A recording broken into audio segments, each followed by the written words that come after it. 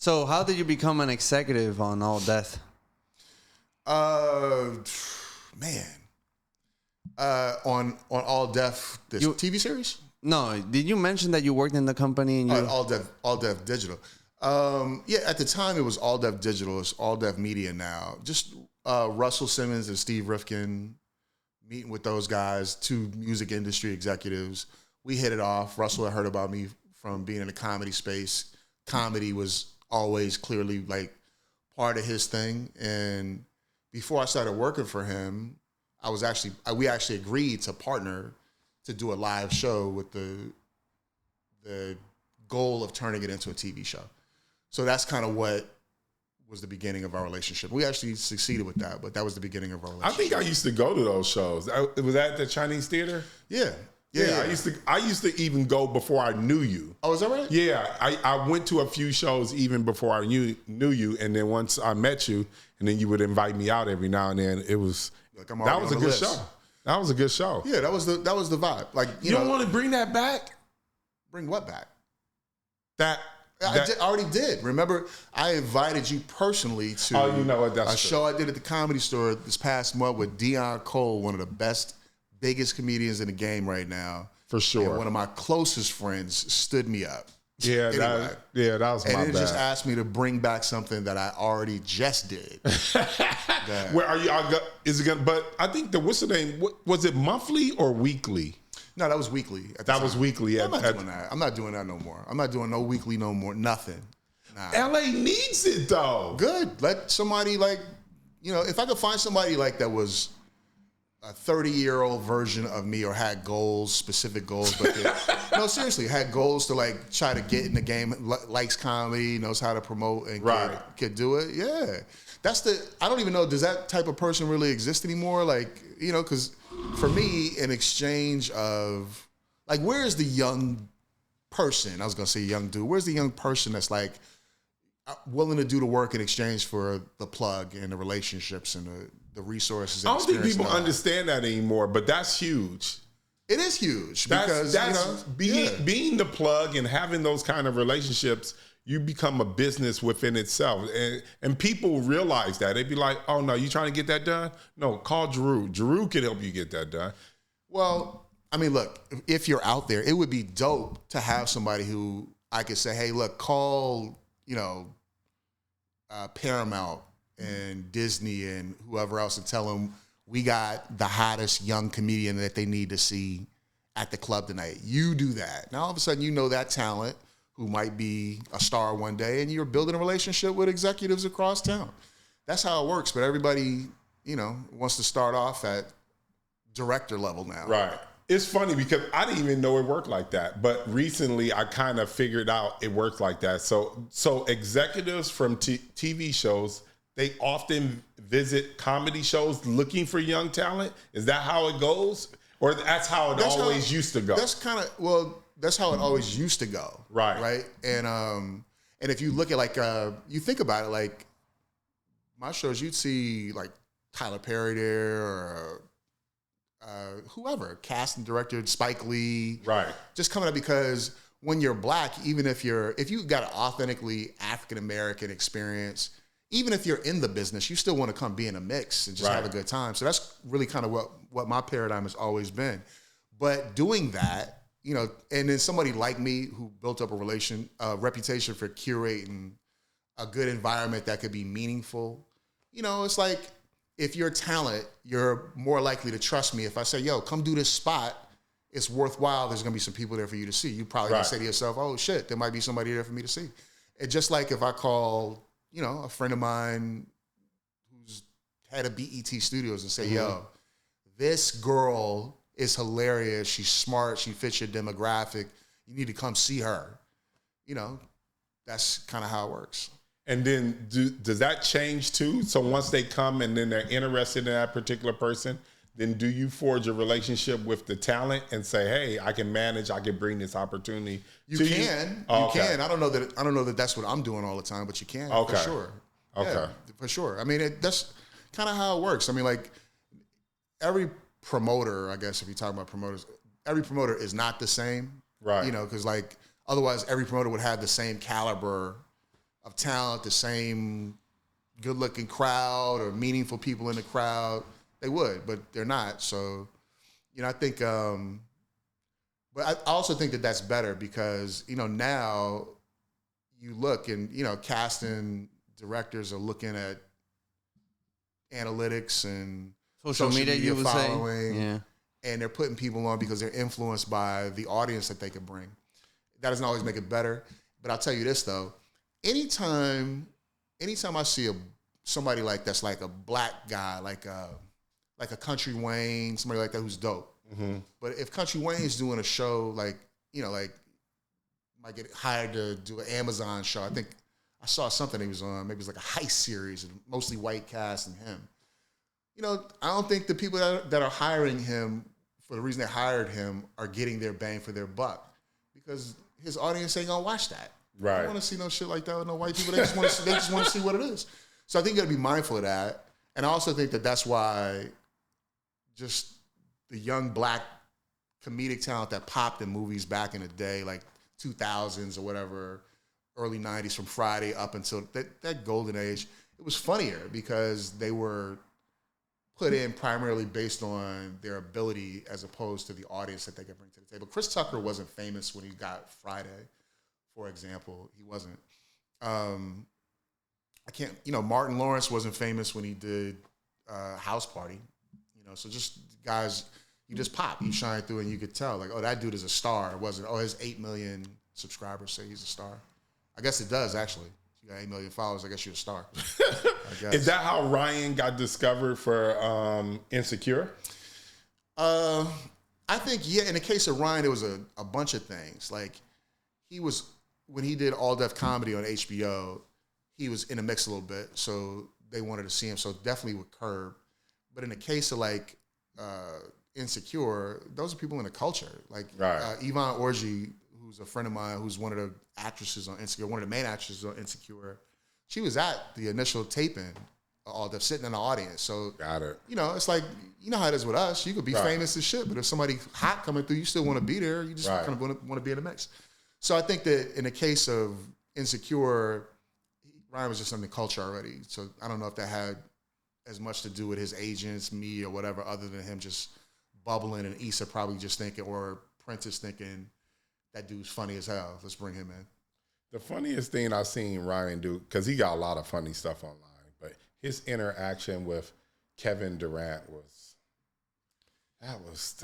I know, AD. Well, was brilliant. Is this a good time to announce that that you're producing a new sports podcast with Ryan Davis and athlete to be announced? Yeah, always. Yeah, no, that video where you know what happened? Yeah, the back and forth. Yeah, and then that video popped because he just commented on a Bleacher Report video about the Golden State Warriors, and Kevin Durant replied to his comment, which was fantastic, and just set it up. So I mean, no, that video, I think within the first 24 hours across platform, I think he got over 12 million minutes viewed of that video just in the first 24 hours. So just, I mean, that thing was legendary. And then also the one with, what was the receiver? Oh, Odell Beckham Jr. Oh, my God. Yo, you should start including little video cutaways when you reference that. Oh, no, we will. Okay, perfect. We always do that. So I guess I don't watch the show all the time. Yeah, there you go. Yeah, we always do that. We'll go because we have the long format, which is more like us talking, and then but the clips, the clips, because now that's what That's what, And there's some through Facebook, through TikTok. That's kind of like we go viral all the time. All the time here, big time. But yeah, and ain't none of this shit going viral. Nobody want to hear no business talk go viral. They don't really necessarily. I think some people are interested in different kinds of shows, and they would love to hear, the manager perspective, viewpoint. And I already told him that you have the best stories in the world. You just haven't unveiled some of them yet. Yeah. You got any Russell Simmons stories? Now, you know what's crazy? I'm gonna tell you, like with Russell. That's my man right there. I got love for Russell. And Russell is, since you referenced it earlier, I met Russell through you. Yeah, well, no, you didn't actually. I met you through Russell. I think I didn't set that name up, did I? You set up because you took me over there to All Def to meet Russell. I set that meeting up all day. You was like, come meet Russell, and That's right. Yeah, that's right for sure. You guys had the building in downtown LA. Yeah. Now Russell, man, like that's my man for innocent until proven guilty. All day. He didn't do it, as far as I'm concerned. I'm not commenting on any of that. Right. That's my man. It sucks because had what transpired with Russell not transpired, we'd be in probably 5th, 6th season of All Def on HBO right now. So that was hella disappointing. But, just from the standpoint of being a black dude, I used to have, pictures of my influences on the wall in college, like magazine. So Russell was up there, Spike Lee, so when, for, one of your main guys, a dude who like icon. Yeah, an icon who proved he could get it done, to not be able to participate, it sucks. I'm talking about for me, just as somebody why didn't he just give it to you and hand it off to you? Because you were already a partner in it. No, that environment was wacky as hell. Like, okay. I mean, it was a wacky. You've seen it over there. It was a wacky infrastructure. It doesn't exist anymore the way that it did, but a lot of good came out of that. But Russell was wild. Man, Russell was an equal opportunity offender. Never met a dude more energetic than that dude. Put his money where his mouth is. I hate the fact that he can't really compete no more or couldn't retire on his own terms, but... Do you really think that he can't compete? Or he just said, you know what? I know what they're going to do because historically how they treat us here, I felt like he was just like, I don't want to deal with it. Let me just get out of Dodge. That sounds like a different way of saying he no longer can't compete. But do you think that he couldn't come back and try to compete? No. I think he doesn't want to be bothered. Could you imagine, and that's my nigga, but as soon as the shit with Puff broke, he had to be saying to himself two things. Like the first was, whew, and the second was, nigga, this island's taken, my nigga, don't come here. I don't know why when it happened and Diddy seen it happening, why didn't he do that? I don't know. Because everybody's seen it coming. I don't know. I don't know Diddy. Right. Never got to know him. Mm-hmm. Met him once, like enough to say hello and interact briefly, but I don't know him. And again, by the time I did know him, like I had no real, he stole Mario Winans from me, by the way. He did? He ain't steal Mario Winans, but he stole Mario Winans. Like, who you going with? You going with Puff, or you going with Jeru and Kenny Burns back in whenever the fuck we were managing Mario? But that's business, So when something like that happens to you and the artist, because Mario Winans, far as I know, I think he only did 1 or 2 songs with Diddy, and then after that, it was over. Nah, man. Mario Winans produced so many hit records. Oh, so he was a producer. See, I know him from that song. What song is that? I think it's... Sing it real quick. I can't even remember it, but it's the one that The Weeknd redid. Sing the melody. We're not going to even... Creeping on the Low? Yeah, I don't know. It's not Creeping on the Low. I don't want to know. Yeah, I don't know. Yeah, that was one of his records, for sure. Yeah, that record right there, crazy. Yeah. That's one of the dope. So I always thought he was a singer. I never knew he was a producer. Yeah, no, but he's a producer first. I know he come from a singing family for sure. Yeah, he hated. I mean, I don't know if anything changed. I doubt it, but he hated performing. Like he hated I don't want to say he hated it, but he wasn't a natural singer performer. He was a producer and he's a Winans too, by the way. So okay, he's musically inclined. Yeah, for sure. Now that song right there was a winner. I love that record. He had a few of them. You don't remember I Need a Girl?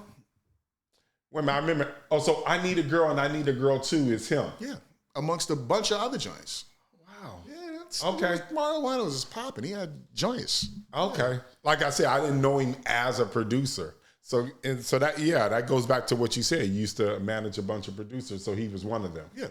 Okay. Mm-hmm. Yeah, Mario was dope. He was but again, like the culture of that shit, like more power to you, dude. If you want to work in music, it's for the birds for me. See, I've been telling him about like, you know, the running train culture that is in music and hip hop, but he doesn't want to believe me. What's that? The culture of running trains on girls. He thinks every artist is running trains. Not every training, but like running trains in the music industry and hip hop is all over the lyrics now. And it feels like it's part of the culture. Listen, I don't think a lot of men want to have sex with another guy in the room. I I concur. That's not my. I just don't think that that's real. And the reason why I don't think it's real is because I don't want it. So it's hard for me to imagine other people wanting that. Like, I don't want to have, like, it could be two girls. Cool. Aren't you Muslim? You're Muslim, right? Yeah. They don't do that in Islamic culture. Do they run trains in Islamic culture? That's probably why. I'm serious. Like, is that why? No, that's not why. It's just that I just be like, why is he here? I don't care. That's just where I'm Not my thing either. But I mean, you know, but I'll tell you this though, it is really interesting times that we're going in because all that shit that you're referencing, if it has been said, there's a digital record of it. So people should watch their mouths. Like, you listen to Rick Ross. You ever hear that song, I Ain't Even Know? Yeah, I know. He lost his Reebok deal over that. You know, it's really interesting because who knows what he could lose down the line. It's not like somebody can't say, yo, you remember that shit you recorded 12 years ago? They could. Right. First job coming out of college, I was the t-shirt guy. Okay. On tour for Brandy and TLC. Worst job you could have. Seriously, worst job you can have on tour. But you see shit. I mean, you see, like, in hip hop particularly, like, hip hop doesn't require, neither does comedy. It doesn't require any formalized education to get in the game. It requires a degree of authenticity and hustle, right? So you got, you know, niggas with drive that have no ethic and no morals, you know, that do shit and can get out and are around a bunch of, matter of fact, as I've gotten older, I'm more likely than not to always believe the woman. Because, you know, they be lying. They do be lying. But I'll put it to you like this. I've seen so many chicks if you're the baddest chick, where you from? Puerto Rico. All right, Puerto Rico. Damn. Are you from a small town in Puerto Rico? San Juan. God damn. It's a big city in Puerto Rico. The thing is, I'm originally, like, the first 12 years Bayamon, but that's like a little... Okay. Bayamon? So you're the baddest chick in Bayamon. Right. You decide to move to LA, right? To make it in the game.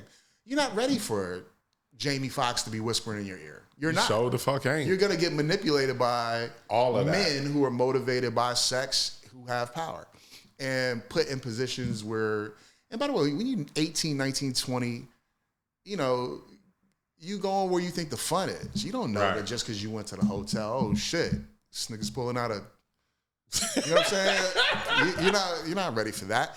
So I don't know. I don't know. I don't know too many. I don't know. I know that they exist. Like the chicks who do lie, that are vipers, that'll get you. They exist. All that shit exists in LA, but the law of averages would say the man is usually the guilty party. You know, the law of averages